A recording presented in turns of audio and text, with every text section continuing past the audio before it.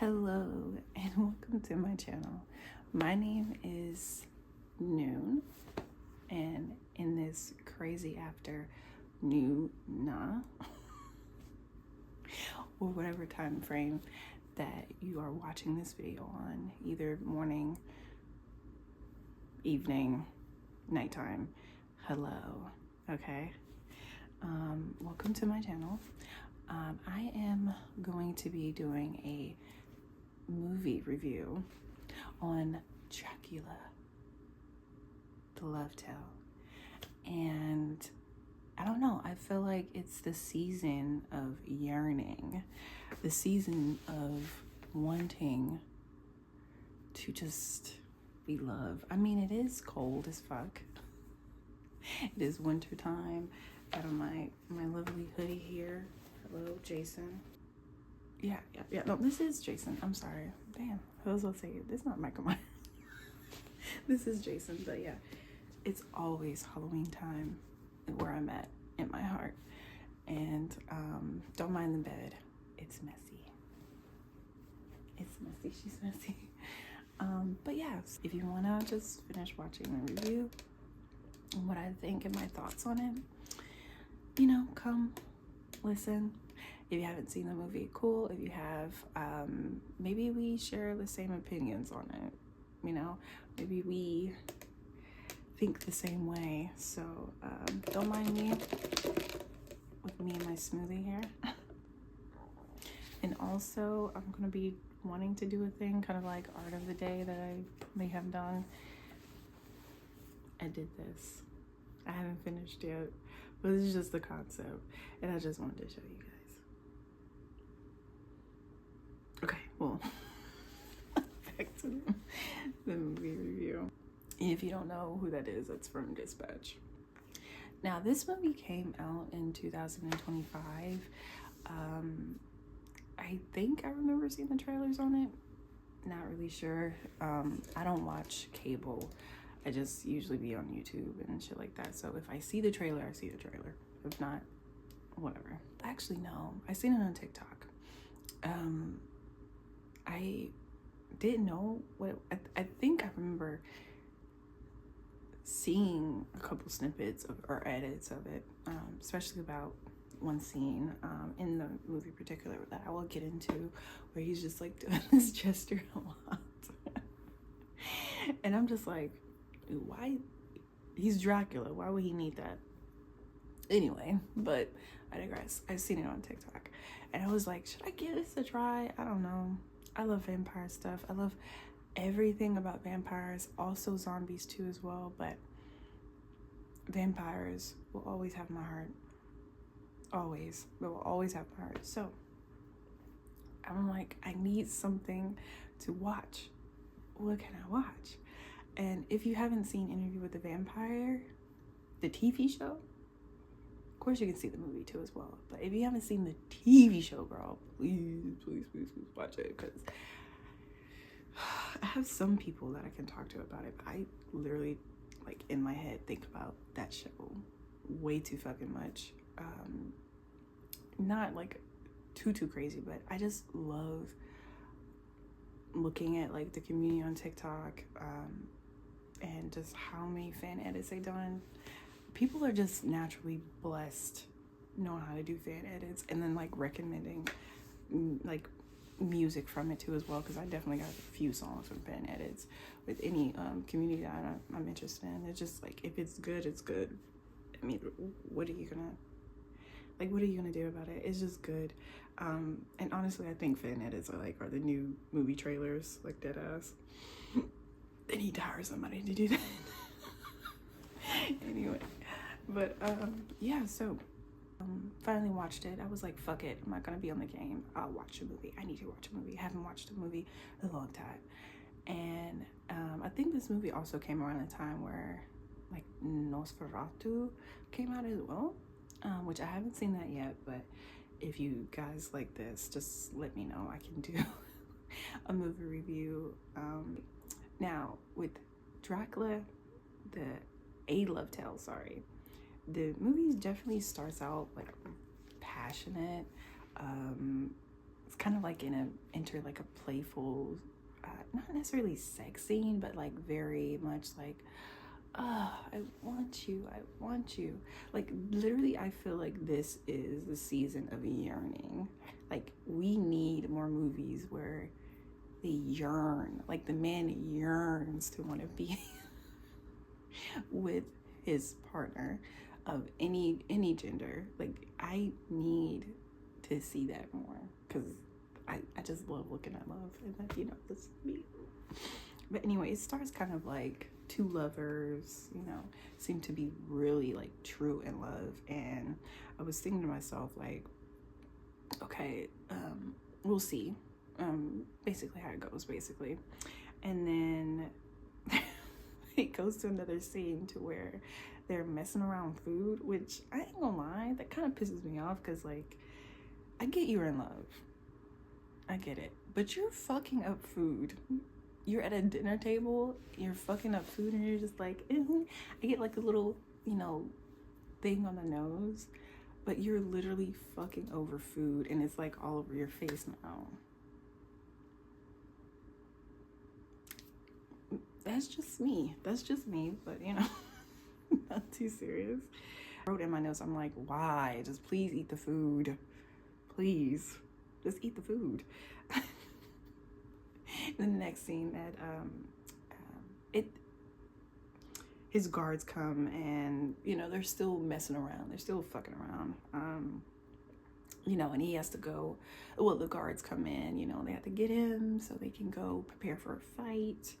And you know, it that much kind of immediately reminded me of the Bram Stoker's I think it's 1999 Dracula. Now, only saying that similar because him, you know, leaving his wife and having to put on armor, but just can't bear to go. Now, in this movie, they kind of stay in that room where they first kicked off, and she's just like looking at him, and he's just looking at her, and it's so intense. At least, and he's just like, 2 more kisses, you know, like, give me 2 more kisses, and you know, I'll go. And she does say something to him that he remembers, and he'll carry that with him, at least from the time being of him leaving. So yeah, the next scene, he's being blessed by a priest, and you know, he doesn't want to fight because he wants to be where his wife is. But he has to fight for his country, I'm guessing, similar to the other Dracula stories, like Dracula Untold too as well, which is a good movie. I've seen that a long time ago. And he tells the priest to, while I'm fighting away, please spare my wife. Just please spare her. I think he said more than the lines that like he just can't live without his wife. Like that is his heart, that is soul, that is him, and he just can't go on without her. And he said he's wishing to die if his wife dies, because that's what a true lover would do. in my head, that's what a true lover would say or do, honestly. Okay, sorry, I had to position, like, I can't remember better. And then I did put in my notes, he's such a good yearner character in this movie, and I haven't seen that in such a long time, because and even in romantic movies, it's like they'll say something, they'll look, but the words is what matter. The words and the expression in their face is what matter. We haven't really seen that in like a romance movie in a long fucking time, regardless if it's like romance comedy, romance action, romance adventure. Like, it's just, I haven't seen that in a long time. So anyway, I digress.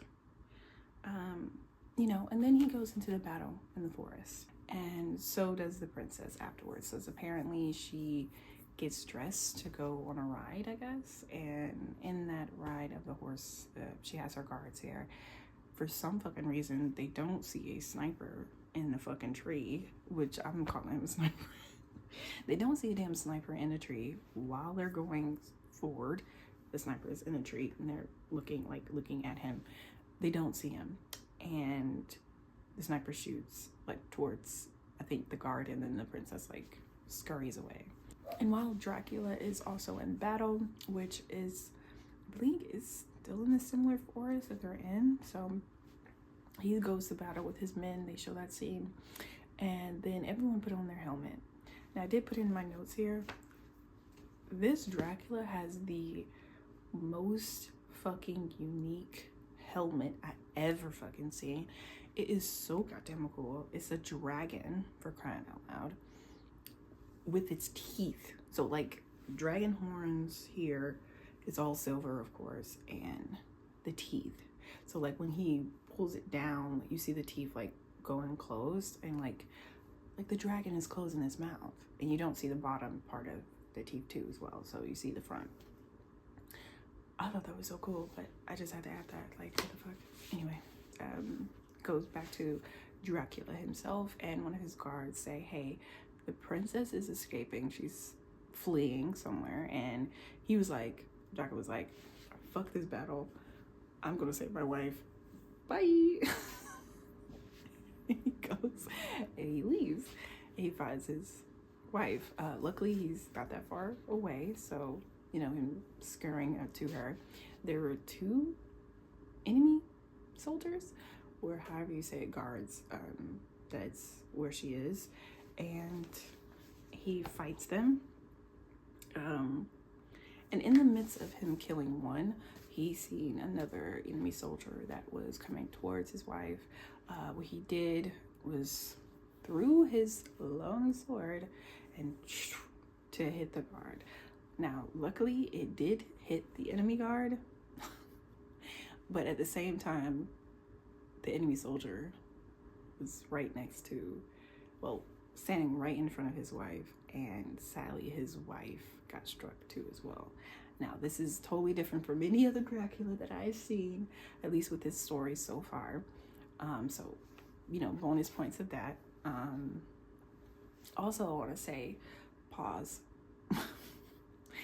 That the scenery is okay. It's okay. It's not like super elaborate. Now, cinematography wise is good. Don't get me wrong. They do an excellent job of creating the ambiance of it all, of like 2 lovers, not necessarily focusing on the background, most of the say, or like furniture or anything like that, but mostly this story is focused on really him and how he feels, like mostly the feeling of it, not necessarily the beautiful, like having more of a beautiful aesthetic behind, so you could actually gawk at it, because this movie is just mostly going to make you pay attention to the words that the characters are saying more than also focus on the background too as well.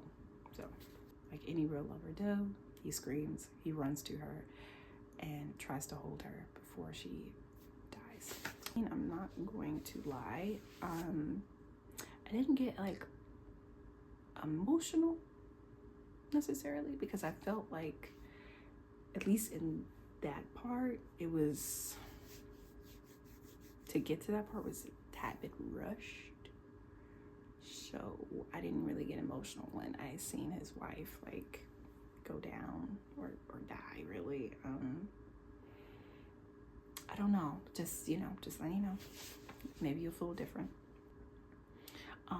But yes, after that incident, it goes back to the priest who blessed him earlier, and he was fucking pissed, like really pissed, and he begged for the priest to tell God to bring her back, and the priest was like, well, no, that's not how it works.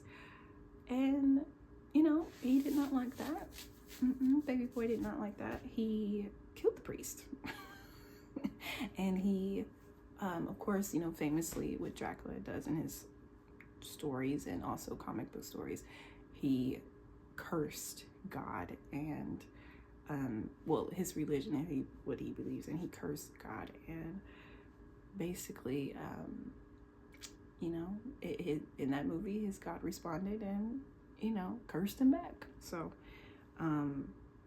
which still kind of is reminded from the other, like Dracula Untold, really, I'm speaking of, and also Bram Stoker's Dracula too as well. So those two. But I would say with this one, it wasn't well, it was, they were both dramatic, but I'm saying Bram Stoker's and how it, like I said, it was a little bit more aesthetically pleasing.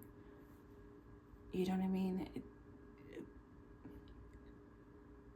Both of them were dramatic, but I think Bram Stoker's was kind of a little bit more theatrical. That's a better word, theatrical with it. But this one, yes, it's definitely emotion. Definitely emotion. You definitely felt that he was pissed as fuck. And he was like, oh, bitch, no. Now, it does go to a scene to where he is trying to attempt to unalive himself several times, but doesn't happen. He does this by jumping out of a window, like in his room that's pretty high, but it is winter time, so he is falling onto snow, which I do believe still fucking hurts. And I think there is like right next to a river that's like frozen over. And every single time he comes back, he's more bloody than anything. So, you know, there you go. That's the curse that he was put upon, that he cannot die. Anyway, now, I'm not going to talk about every single scene in here, but I'm just going to get to the points. Some of these vampires are like overly sexual, which is laughable. Is laughable to me. The only fledgling that you see of Dracula's, I don't know, I was like I wasn't getting the reaction of like, oh, she's doing the most in the scene. I'm just like, why be like that? but I get it. Dracula's wives mostly are in a sense characterized like that. I was just laughing most of the time when I seen her. So, and like I said, this movie definitely takes a good chunk from Bram Stoker's Dracula. I don't honestly, it needs to be like a game of how many times am I fucking say that. But it kind of does. Now the hair in this movie is not super grand, which saddens me. The clothes is not super grand. Well, in some scenes there are, because it's like kind of historically accurate, which I love. But when you see Dracula in his older state, the hair, at least to me, wasn't like super grand. Like, it was high, but it wasn't like grand. I don't know. I'm sorry. I like also look at Drag Race, so I'm like, where's the drag? Where's the drag in Dracula? I'm kidding. And then oddly enough, the gentleman that we do know who is get invited to his castle, or Dracula invites to his castle, they don't really do no background writing of him before he goes to the castle, which I thought was like, oh, okay, interesting. And you know, that's probably my fault, because like I'm saying, I'm comparing it to the other films. So, because in Dracula Untold, I don't think they even did that. I don't even think they even did that, if I remember. No, I think in Dracula Untold, he was just finding his wife. Yeah. And he was like in a village or some shit. That was mostly focused on the scale of that one, but in this one, you know, it's interesting. And I do apologize, I'm comparing it to it. I'm trying to leave that out, at least the bias. But anyway, he was invited, you know, sitting in the castle.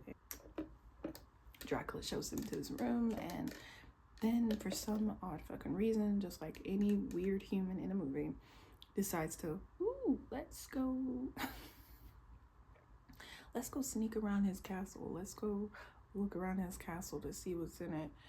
And eventually the gentleman finds Dracula's room and a coffin in it. And for some fucking reason, he decides to want to open it. And Dracula's like, boo, bitch. And then next thing you know, he got whacked over the head by one of Dracula's minions. Which in this movie, it's a really cute addition to it because his minions are like gargoyles. And it's cute. It's very cute. And I did put in my notes here, I was like, Dracula's laugh is not cute.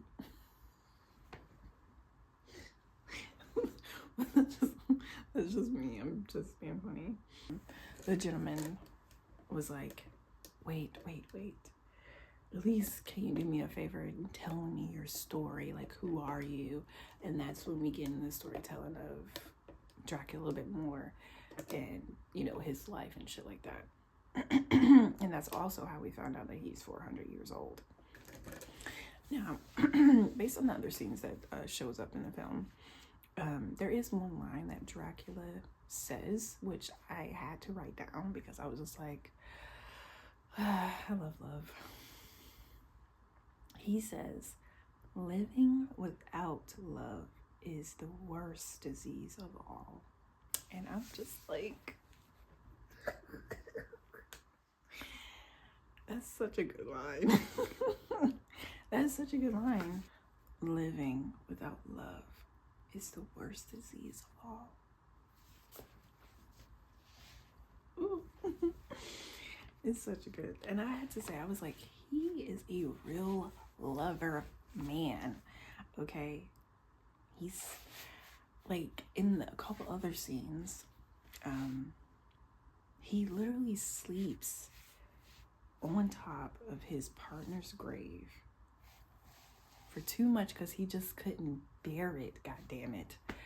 And he just sleeps on top of his partner's graves until it was winter again. And then he got up. Like and then in this scene, he was kind of like growing a little bit of gray hair and shit. Yeah, he was growing a little bit of gray hair and stuff. And then also he was talking about how, you know, when it became a time where in Europe, where the plague started to happen, he started to envy the ones who were dying, you know, since he can't die. Hello. And I think that's the scene of where he was just like feeling so lonely. And then that's when he decided to want to just, I miss my wife too much. I'm going to sleep on top of her grave and I don't want to be bothered. And there you go. Till winter. Ugh, man, I swear if I had a lover like this. Now, in other scenes, because I'm not going to be super detailed, like I said, it showed Dracula speaking about his process of making an elixir, a perfume,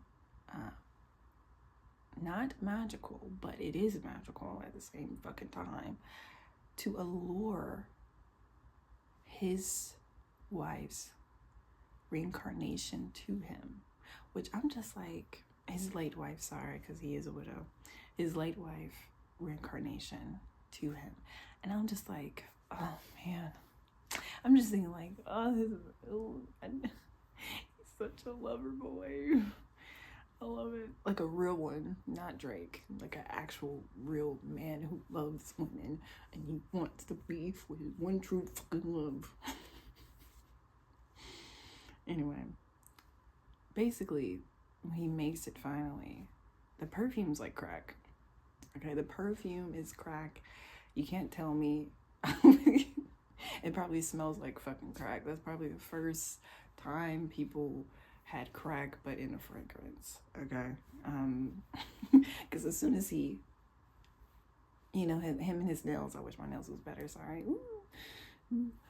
He was like, "Dude, it's famous," and immediately as he does that, and it's just only a dab. That's the crazy part about it. It's only 2 fucking dabs. And as soon as he puts it on, all of the women in his facility flocks to him. Now, I'm pretty sure during this time, you know, in Dracula's telling, that's when he started to probably get a lot of wives. Now, I don't know if immediately afterwards, but pretty sure you can see anyway. Then that's when he was turning on the fuckers, you know, over the years, of course. You know, and then after him putting on the perfume and you see the women fucked him, it does go into a sequence of places that he had traveled throughout Europe and doing the same thing almost like everywhere. To the last place that he has done this at, it broke him, because then he realizes, like, I've been to all these places and still I can't find her. Like, I cannot find my reincarnated wife. Like, he's basically, in a sense, like, once again, feeling defeated.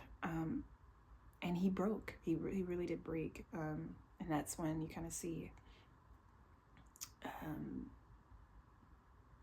him snapping and killing a good chunk of women in that room. Of course, one, he did not kill. She turned into a vampire, and that is the, you know, fledgling that you see with red hair in the film. In another scene, you see him in his fit of anger and rage. He returns to his lover's grave.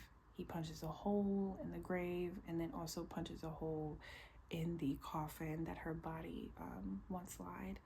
And you see that now her bones is turned into ashes, and him trying to hold up that ash, or that mixture of debris and dirt in his hands, and he's crying over it because it's just like, it's too much. And whoever plays him does a really good job at showing his emotions. So super powerful, at least in that aspect. So now, I did put this in my notes. In this movie, they don't explain how he got his gargoyles, his minions.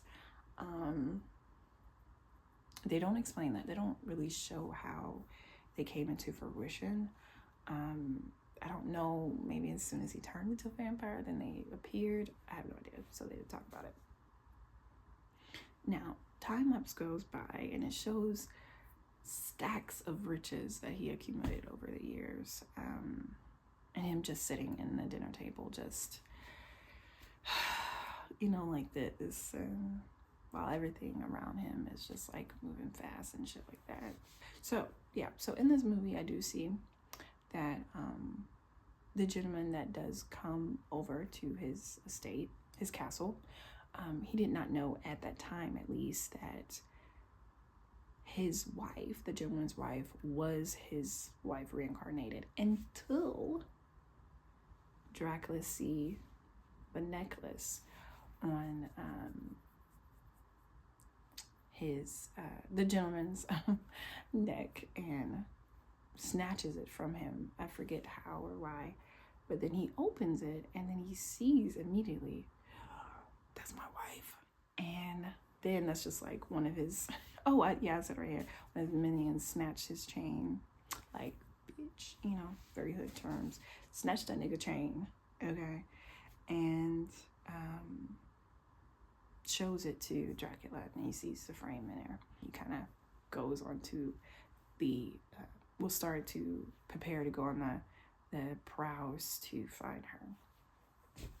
Now, this is also a thing. I am not, and I repeat, I am not going to be giving a background of the scenes where there shows the priest and the other characters, because I don't really care for them that much. And the priest in this movie gets on my nerves. Not like super annoying wise, but like, it's just the stuff he says to Dracula at the end. And I just like, I don't really care about this person, or the fledgling's husband that's in the movie, or, you know, Elizabeth, you know, who's reincarnated now in the future, at least in that time frame. I'm not gonna give a shit about her husband. You know, that is the gentleman who came to Dracula's castle. I don't care, because mostly they didn't give a background on him, and they kind of show you how the fledgling meets reincarnated Elizabeth, which she did not tell at first, which I thought it was so fucking scummy. Like, you knew that your master, aka Dracula, is looking for this woman, and you didn't report to him first. What is wrong with you? What is wrong with you? Because she had time to do so, and then later on she got arrested, but you had time to do so, girl, so I don't give a shit. Anyway, now it does show how Dracula is, once he finds out that that's his wife, he needs to go find his love. They're gonna be together forever. It does show him scowling and yelling at his minions. So like, I need blood. I need to be beautiful. I need blood. And then he goes into a chapel in disguise and be like, oh, I'm sick. I need food. And it's have a bunch of nuns in this chapel. And they invite him in. You know, he goes into wherever this hall is, and he sees the crucifix with Jesus on it. Taking off his robe, I think, one of the older nuns coming back and sees him. And then, next thing you know, he does his famous, and all the young nuns just like come dragging. It's almost like the energy force from that shit. That's why I say it's magical. Literally drags a good chunk of them into the goddamn room, and is like piling on top of each other just to get to him. And just like, he bites one and just like and sadly he kills a bunch of young women nuns. Which, also, side note, I kind of don't like the fact that it's just, he's only, it seemed like, killing women. Like, what the fuck? Like, you couldn't kill nobody else? Like a man or something? No? Couldn't bite somebody else? Like, do you like, do you hate niggas that bad? Or do you hate men that bad? Do you want to drink from them? But why kill the women? Whatever. Sorry, that's another side note. I just thought about that shit. I was like, this whole fucking movie. This whole movie. Him putting on this perfume, killing the women, at least in this church scene, it's like a real ritualistic way of draining them. Like, he's so damn powerful, he don't have to be in the room. Just, bitches, come here. Oh my god. Okay, sorry, I digress, but I just thought that was crazy. Now, the gentleman that he captured in this castle escapes a very idiotic way, but you have to see the movie to see. Very dangerous, very idiotic way. But then he finds his way back to, I guess, the main part of England where he was. I have no fucking idea how he make it. It is that cold. Sure. Whatever you say, whatever you do. Now, in the next scene, we see Dracula entering an asylum of where his fledgling was. He frees his fledgling, but before he does that, he see one of the receptionists in the scene that you see. It's a young gentleman. He tells the Dubin to, of course, however ways that he can, opening the doors of where his fledgling was, and she got super excited. And basically his fledgling killed the young man. Now, justice for the young people, because none but young people has been dying on the hedge of these fucking these fucking vampires. Honestly, that's kind of crazy. But yeah.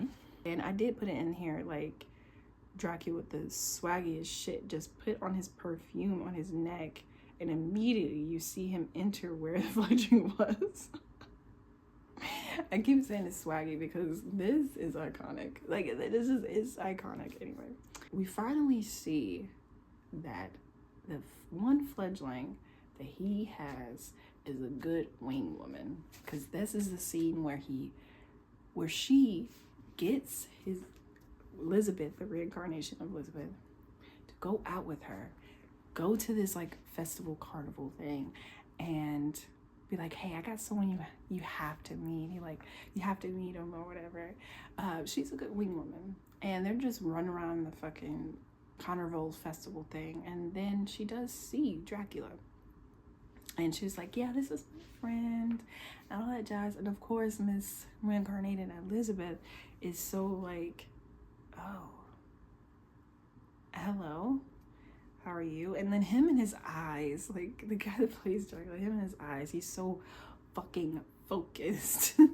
He's so focused on her, and he is a gentleman in this scene, of course. And just like, I can't do the accent, but I'm so sorry, your beauty is so mesmerizing. And oh, it's just the way with his words, it's like, you know, I'm just saying, like, he's so good at that. He does try to, you know, kiss her hand or whatever. She does pull back and like, anyway, I'm here with my friend. So she's like still trying to have her other husband, her fiance in the back of her head, because just like, sir, I don't really know you, but I know you. Like, I feel like I know you. I feel like I've seen you before. You know, sometimes you do have that connection with someone who's just like, no, like, I feel like we've known each other before. You know what I'm saying? Like that type of energy. Now, in the scenes of where the carnival, they're just going around and, you know, going different games. The fledglings look like dragging this girl everywhere, and they only standing like 2 seconds at a damn booth and trying shit. This scene is so cute and so like whimsical in love, because every chance that he can get to be super close with her, he does. And there is a scene where they're kind of going to a haunted house, and his fledgling just like disappears on the girl, and the girl's just like, where are you? And he was like, oh no, follow me, you know, take my hand and we can go, I know this way to get out, and stuff like that. It's kind of romantic. And then they're at a shooting booth, kind of similar to the beginning of the story, that he helps her kind of shoot the, is it a rifle? I think it's a rifle in the game booth. And of course he has like, she's doing this and she allows him to. He puts his chin and his cheek on hers and like really be like, that's why I love whoever plays this. He really be like he had to smell her first when his chin was like this. And then he held like her hand up and then like shoot. And she shot, and then she was super happy, and I know he was happy too, bitch.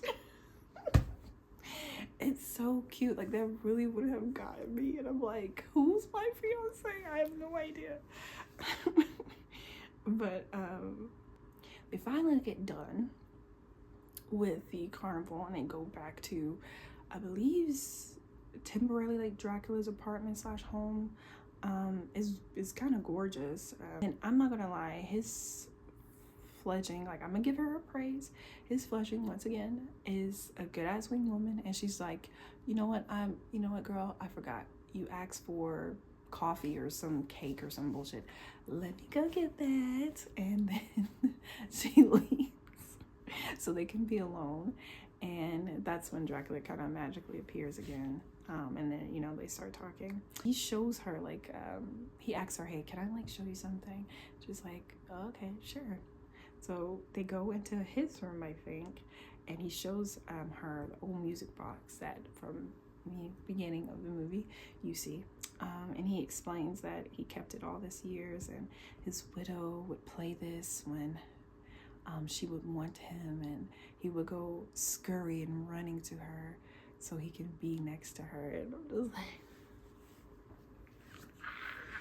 it's so good. I probably have to watch this movie again. It's so good. You see in that scene that he is not charming her or doing any of his like magical things. He's just using his words. His words are fucking butter. And honestly, that Dracula, we need to pull up a fucking birth chart on that shit, because he through and through is a smooth talker. Like when he was born and when he became Dracula, he's through and through with that. Like, someone please pull that up. Girl, because like it would have gotten me, bitch. Like he's so fucking charming with his words. He's so smooth with it. He's so sincere, and it's so good. Like, it's so good. And explaining himself, she gets flashbacks of her old life and tries to remember it. So she's like staring up at him and remembering having these flashbacks at the same time, and it just looks so romantic. It just looks so romantic, honestly. And she was like, "Are you putting a spell on me?" And I was like, "No, I'm not." He was just, "You just look so much like my late wife," and she enjoyed playing this music box for me, and it's just so good. Like that's so good because they're getting so close. She does remind him that she is getting married in a couple months, and he apologizes immediately. He's just like, "So sorry, I overstepped," and but he does give her the music box as just a way to say, you know, thank you for being my presence. Well, of course, like she doesn't know yet, but he just wants her to have the music box. He's hesitant on it, but then she eventually keeps it. And apparently, it's a new year in this scene too. So I mean, that's interesting because you hear, like, you see fireworks basically. So anyway, after he drops her home and stuff like that, being charming, and I'm not gonna lie, I slick wanted them to kiss because it would have been perfect time, just saying. Then Elizabeth, or the reincarnation of her, when she is home, and she does now, like I said, I don't want to focus too much on the other people in this fucking movie, but she does go home and find out that, oh my god, her husband is finally back home. Like, she was like, "What happened? Oh my gosh." And then the priest is there, of course, and he basically kind of gives her the rundown, the skinny. It was like, what's happening, and you know, this guy Dracula, and he's a dangerous man, and blah blah blah blah. I mean, did he try to eat you or something like that? She was like, "No, he's been a gentleman to me this whole time. He actually literally just dropped me the fuck off, even though they were trying to find this man." She was like, "No, he's just been a perfect gentleman. Like, we went and hung out and he just dropped me back home." Like, huh? And then the priest had to test her to see if she was like bitten or under his spell or something like that. And you know, she wasn't bitten, of course, but he just wanted to test. Anyway, fuck this priest guy. He's annoying. Anyway, after, when she doesn't really stay downstairs that long, she goes into her room and then kind of tries to relax by reopening the music box that Dracula just gave her. And now in her room, she does have that kind of like that famous window that opens very wide, but kind of does see like outside, or kind of like a balcony that you can it's not really even a balcony, really. It's just a large ass window with a railing that you can, like, if you wanted to, you know, boop, and drop down or something. But you're high up, like she's high up, so that'd be crazy if somebody did that. A little bit, not even mere seconds after she opens the music box, like she is like in the just a vision, open the music box, closes her eyes, and as soon as she opened it, there he is. Now that would scare the fuck out of me. But he appears with this swaggy as shit. Like I said, this Dracula is swaggy as fuck. Basically, in the midst of him showing up, she's like, what are you doing here? He's like, "I'm so sorry, just, you know, couldn't stay away, or whatever the fuck he said. And he was like, you know what, I apologize, I'll leave. And no, well, he was saying, I've waited 400 years to meet you again, and if you want me to leave, like not necessarily verbatim, but if you want me to leave or jump out of this balcony to be away from you, then I will. She was like, no, don't. Well, she was like, leave. And then as soon as he said that, she was like, no, don't fucking jump to your death out of the window for me. And he was like, so do you want me to stay? She was like, no, but I just don't want you to hurt yourself. So he comes closer to her, of course, say a couple of other romantic things, and she's really contemplating hard, going back and forth of wanting him to be there and wanting him to leave at the same time. Then afterwards, like, he kind of slowly approaches her and walks up to her, and he's just comforting her, and letting her know, like, because she does bring up, like, I heard you use this, I heard you use that, and I heard you use this. And he was like telling her, like, no, yes, I do use those things, but I never use that with you. I never use that with you. And you see him take the perfume, but throw it to the fire. He's like, I don't need that with you. I just want you, I never done that. And this scene is so fucking good because he remembers the last thing that she says to him before he had to go to war and stuff like that. And it's just so romantic, and she repeats those words, like the last part of it, and she's just like, but you like backing her up into a corner almost and saying those things. And she's just like, then she, of course, with the flashbacks going on at the same time for her, just like, my prince, my husband. And after she says that, they fucking kissed. Now, after the kiss, she is begging this man to dig her out.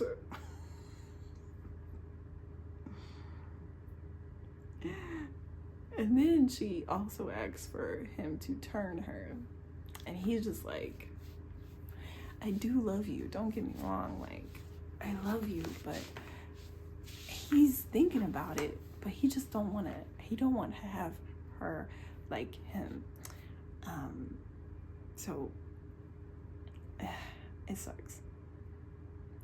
Now, after the priest realized that perfume scent is pretty familiar because the hospital smelled like this, and then he realizes that the Prince of Darkness, Dracula himself, is upstairs.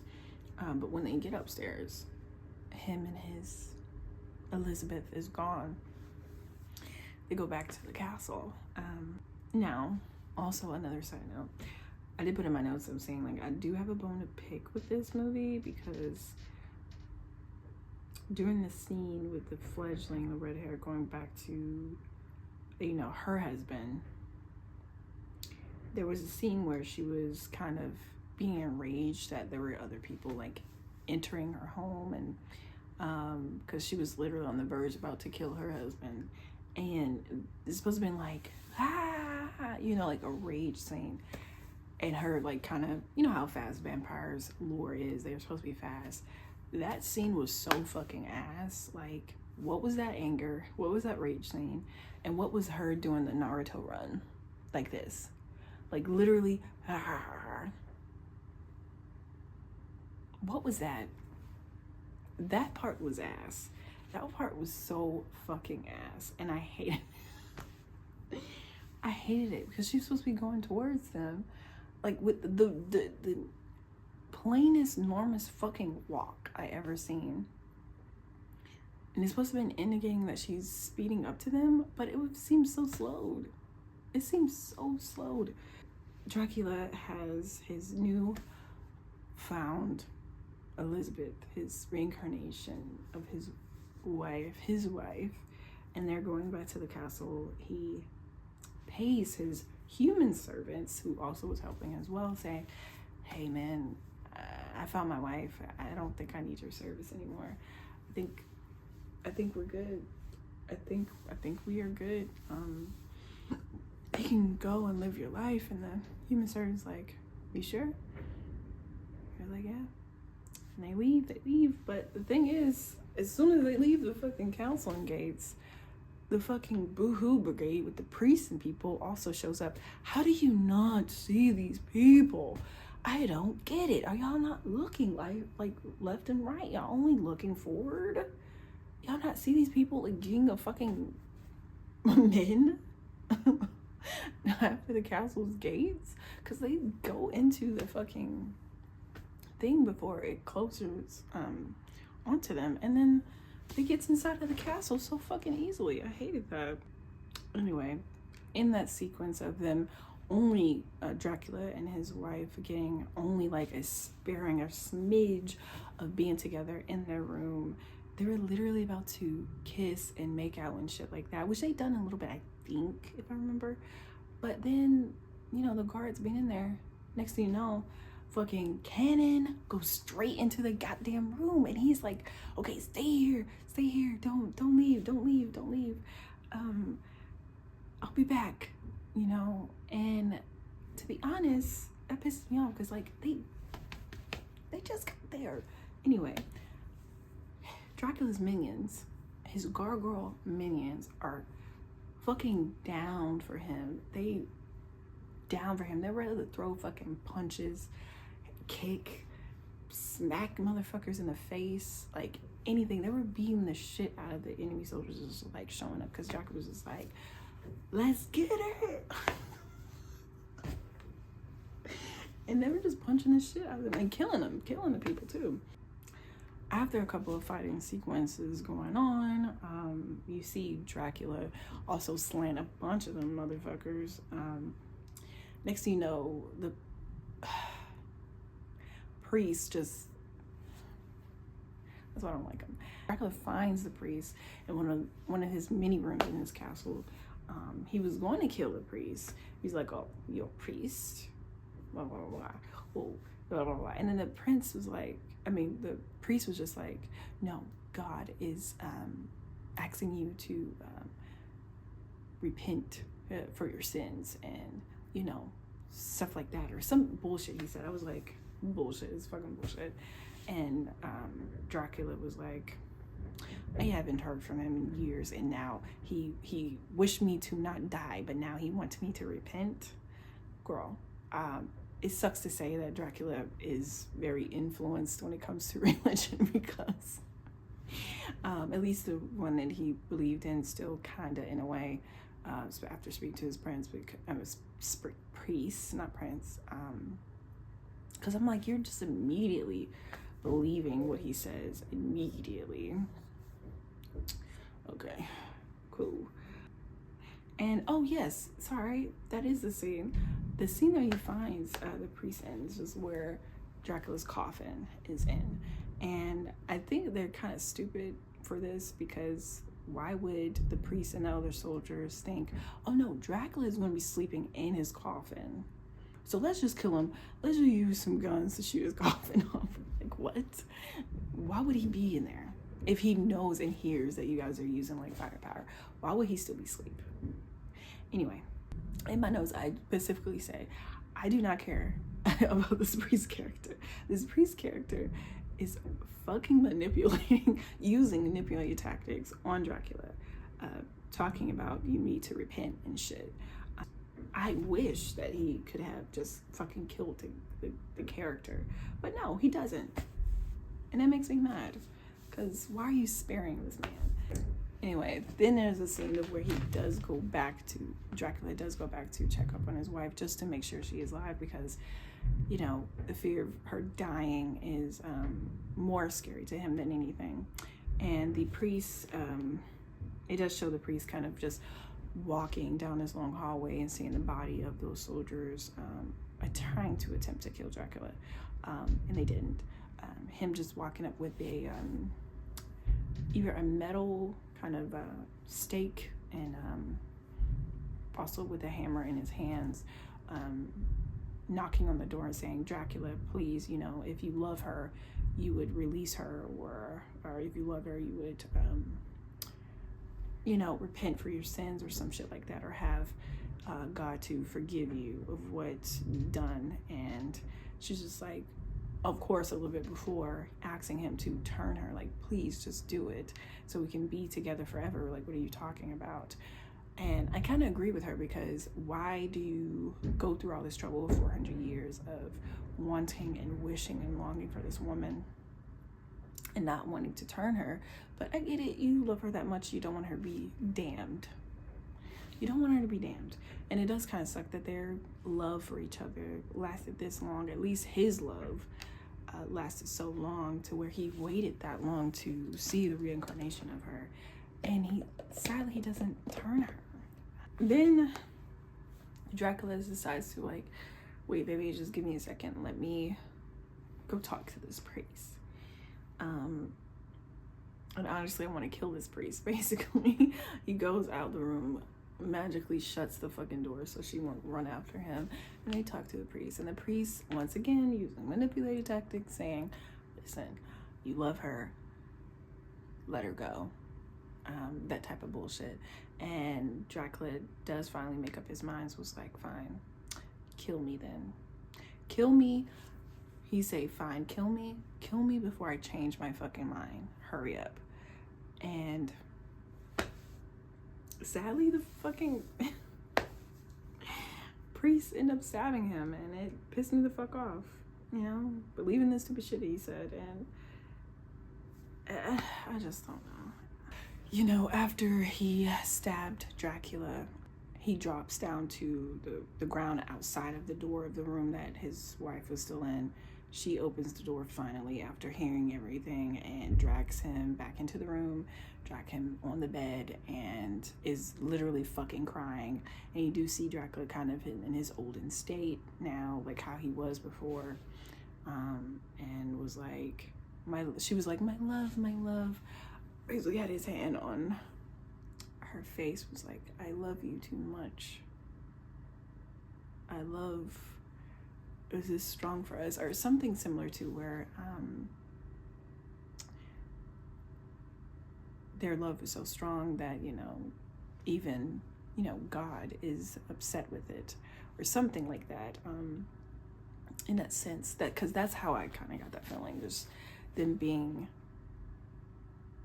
so strong in love with each other that, you know, they don't want to separate, that their love is that genuine and pure, that it just, they can't be together, or they can't, you know, separate, or they'll both be damned. But honestly, fuck that bullshit. I would have turned my wife.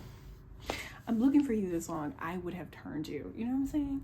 I waited and cried for fucking 4 centuries waiting for you. Fuck what they're saying. Fuck what the priest is saying. I'm gonna turn you. We can live in the damned forever.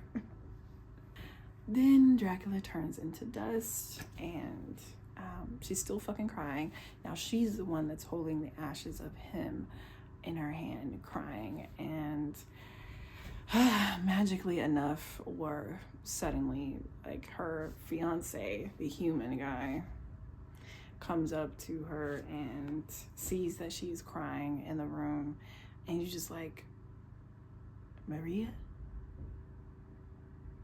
And Maria just like,